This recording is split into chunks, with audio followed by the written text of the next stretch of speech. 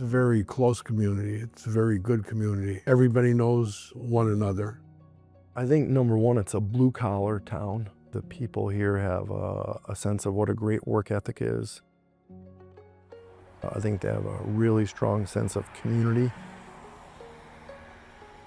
This is a football town. Going back to the 70s when Vic grew up, everybody was basically raised with the same objective: be respectful, get educated, do your best, and support one another. Last year, when the Eagles won, they had a big parade up here. Everybody was proud of him and real happy to see that he got that far. I met Vic Fangio when I was playing Little League Baseball. He was a football player that, you know, everybody in the town looked up to. He umpired the Little League games. That's where I first met. He was interesting to get to know even at that level. There was 14 freshmen on the team when Vic played. They didn't have a good year, and they vowed they would never lose again. And then for the next 3 years, they won the championship. Very focused. He was always prepared. If something was happening, he got wind of it, he was prepared. He learned a lot from Coach Henzes. Victor was just enthralled by Coach's knowledge and the way that he handled things. I think because Vic was so hardworking, you know, and dedicated, that like they just took to each other. I think he saw in Coach Henzes the preparation, and I think he saw how he could have an effect on people. Coach Henzes is the one that, you know, had the enthusiasm that it just, you know, Vic caught that fire. They were a lot alike. Even like when I watch his press conferences, they act a very, very similar way. They're similar demeanor.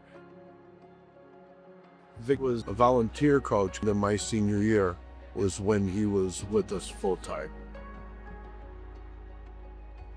Coach Henzes did a great job of coaching his coaches. Victor was a great teacher. He is somebody that will, you know, whatever the defense is, he's going to find a way to stop the other team. When you sat down with him and watched film with him, Victor would show you when he was talking about the knowledge that he had. Was, you know, you respect it. I remember when Jack told me that Victor had said that he'd like to coach in college, and I remember Jack telling him, well, then go now. He was here at Dunmore, and, you know, he wanted to coach at the next level, college and pros, and Coach Henzes made sure, he's like, you can't stay here. Then, like, you got to go. He saw Coach and such an effect that he had on, you know, high school students, and I think Vic took that to the next level.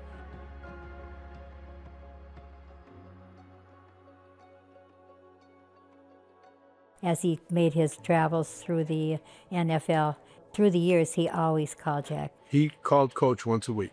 Every week, that phone would ring to talk to Coach Henzes. When I started coaching here, Coach Fangio had just started with the Houston Texans. So that was always really cool to see that there was somebody from Dunmore that was coaching in the pros. Coach Henzes was very excited about that. Wherever Victor was, Coach always knew who they were playing, how they made out. We would be in front of our lockers, and Coach Henzes would be going over on the board, and a phone call would come in, and somebody would pop out, and they would say, it's Coach Fangio.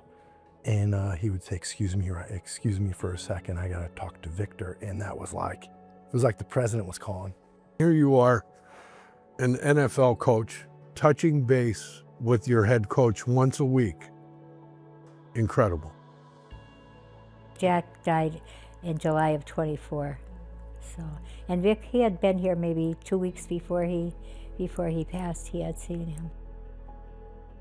We have the saying, once a buck, always a buck. That was brought to us by Coach Henzes. And, you know, I think that's what Coach Fangio feels, once a buck, always a buck. When you win the Super Bowl, people put you up on a higher pedestal, and he's the same person he was. He came down here after the Super Bowl, question and answers from the football team.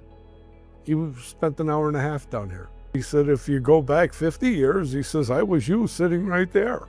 And it's the truth. For him to be here and talk to our kids and really open up open it up to them for all their questions. It was awesome. We had a kid who, during the playoff run, he actually shaved VIC in the back of his head. He loves his hometown, loves his hometown. If I had a Dunmore hat and I were to put it on your head and you show up at a press conference, he'd just look over and smile, guaranteed. People in Dunmore take great pride in him being so successful and with the Eagles. And last year during the Super Bowl, Aikman or Joe Buck or somebody mentioned Dunmore during the Super Bowl. I think everybody in Dunmore felt like a little piece of the Super Bowl was, went to Dunmore.